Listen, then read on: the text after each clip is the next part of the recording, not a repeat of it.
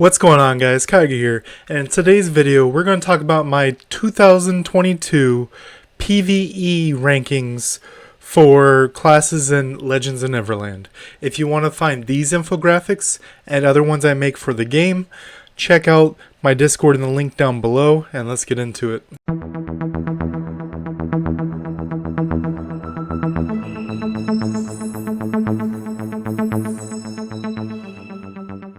Alright guys, if all you were looking for was the actual tier list, it's above my head right here. And as I said, you can check out my Discord link down below. Get this and others from other content creators on my Discord. So, PvE was a little bit difficult for me to put a ranking on because there's so many different types of PvE in the game, but not much of it is very difficult. So in my last video for PvP, I picked 3 game modes. So I'm doing the same thing here. For here, I'm looking at Guild Boss, Path of Firesword, and Abyss bosses. So first one we're going to look at is the Craftsman Armorer, starting from the bottom, working our way up. So what's going on here is I gave them a 3 for Guild Boss because they do good sustained damage. Remember, a 1 is poor, a 2 is below average, a 3 is bare minimum, 4 is above average, 5 is amazing. I gave them a 3. They're right in the middle as Armorer. They will do fine in Guild Boss with sustained damage, mostly because of their big prepper. When they have their preparation stacks and go into Overload, Scorching Blast and Netherfire do really solid damage, but they have long cooldowns, which makes it a hard trade-off, but they do passable in Guild Boss. For Path of Firesword, there's a low timer, only a little bit of time in Path of Firesword, so you don't really get to ramp up into your cool effects with Netherfire and Scorching Blast to really push out the damage that this subclass can do. So I gave them a 2 for Firesword. For Abyss bosses, I gave them a 2 as well. I could push it up. It's like a 2.5. It could be pushed up to a 3. Bare minimum, you'll do okay in ones of your level range. But if you're trying to punch up in those abysses, I think it's definitely a 2, maybe even a 1. Next on our list, we have Marksman Windchaser. Now, if you remember from the PvP tier list, Windchaser was pretty high up. In this one, I gave them a 2 for Guild Boss because Windchaser is very much PvP focused, very much about the jump in, jump out, self-heal, things you don't really need to do in Guild Boss because it just stands there and is a damage sponge. It is really the closest thing we have to a DPS check. So I gave Windchaser a 2. Now for Firesword, I gave them a 3, bare minimum, because the jump away can help you in some of the Firesword mechanics for stage bosses.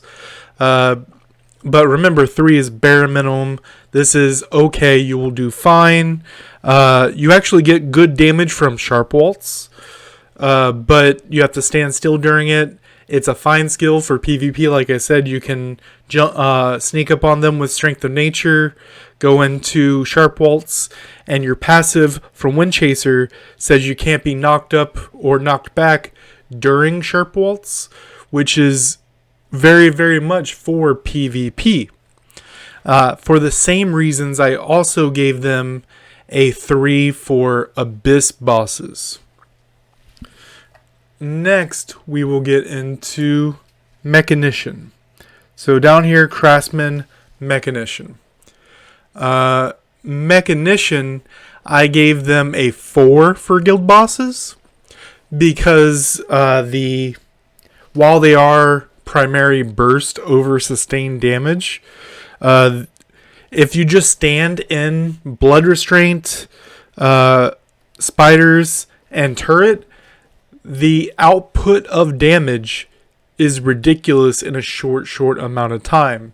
So if you pair this with a class with very, very short cooldowns, and you just come over to Mechanic to throw down your 3 skills and swap right back, this can really pump out damage. If you have this in, let's say, Judge, for example, which can just spam skills, or Marksman, which also can spam skills, then this is a very good second class. So you can be tap, tap, tap, set and forget it, you're done. And for those same reasons, I gave them a 4 for Fire Sword, Path of Fire Sword. Because you can just go set, set, set, and the bosses are going to chase you.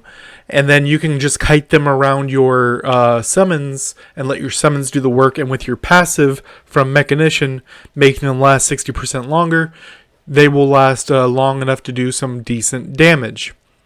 Now, I gave them a 3 in Abyss bosses because while the Abyss boss can be looked at as a similar way as Guild boss, you also have to, if you want to score high, you also want to do well in the trash mobs, which Craftsman on both sides isn't very good at.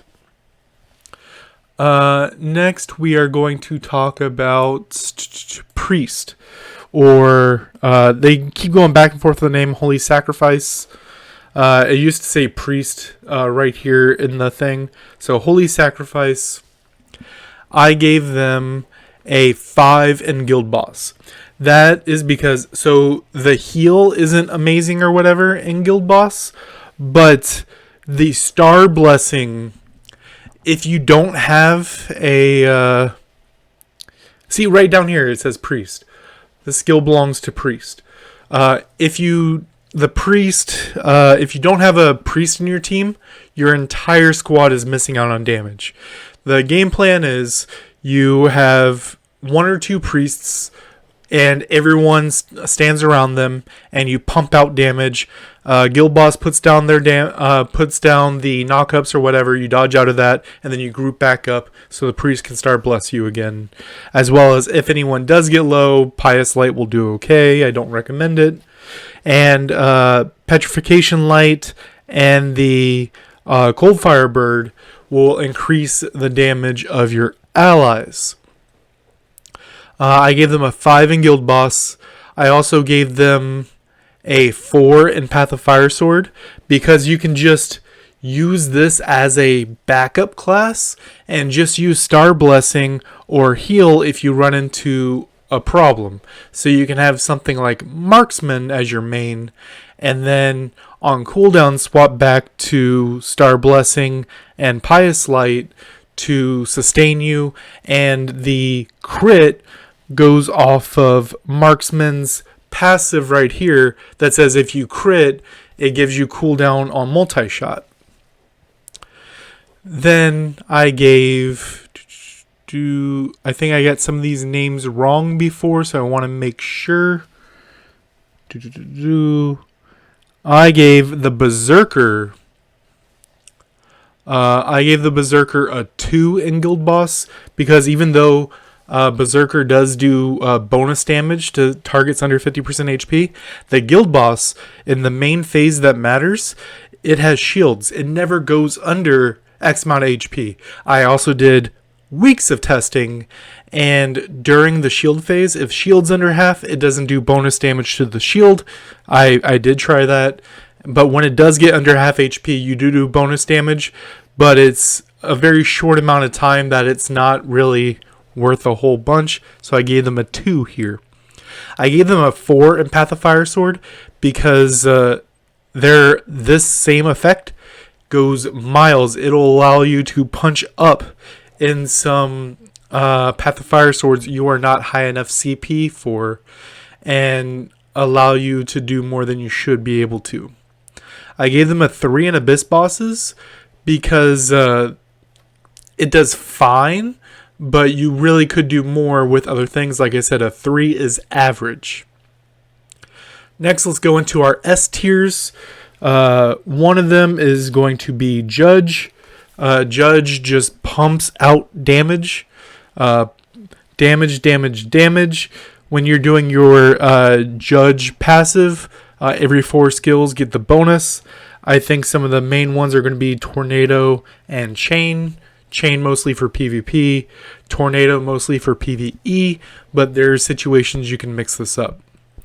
So I actually gave Judge 5s across the board. For Guild Boss, you could just pump out damage. Like I said, you go Judge and let's say a Craftsman Mechanic, you drop down your bots and then you stay in Judge the rest of the time and just pump out damage. For Fire Sword, same thing. You just keep going. If it's a group stage, you go into a Frostworm or a Hurricane. If it's a single target stage, you do Coalfire Bird, block reduce into a chain and nuke the target. For Abyss bosses, same thing. Next, let's go into Marksman. So if I had to pick, like I said in my previous video, all the tiers are about even. But if I had to pick a S of the S tier, it would be Marksman for PvE. And just like the Judge, I gave them a 5. I gave them 5s across the board. And Guild Boss, they pump out damage. That would be because they're bleed. With bleed right there. Bonus damage right there. Reducing crit resistance, which is a buff for your team. Everyone does more crit. And then multi-arrow, because you should be critting a lot, especially with a Judge backup and Star Blessing. Path of Fire Sword, same thing. Generally, when you're stuck on Path of Fire Sword, it's a boss stage, and against bosses, that same tactic of bleed, crit resistance nuke is going to do you good. Same thing with Abyss bosses. Last but not least, we have the Gladiator. So Gladiator here on the left, I almost gave them 5s across the board, but I gave them a 4 in Guild Boss. So why I gave them a 4 in Guild Boss is because of the long cooldowns, and while they do good damage, they don't hold up. They deserve to be an S tier, but they don't deserve to be in the same level of S tier as Judge and Marksman, if that makes sense. And I don't think it's good to put Judge and Marksman on the same build, because both of them want to spam abilities, and you don't want to be swapping back and forth between classes that want you to stay in that class, you know what I mean? So Gladiator is a good catch-all S tier. So if you want to do Gladiator plus whatever you want, Gladiator is a good fit. If you want to mostly stay in one class and do most of your work, swap to the other one at your leisure, Judge or Marksman are your bet. Let me know in the comment section down below what you believe is the best PvE class, and I will be doing more of these in the future. As I said, Discord link down below. Hit a like, subscribe. Until next time, guys.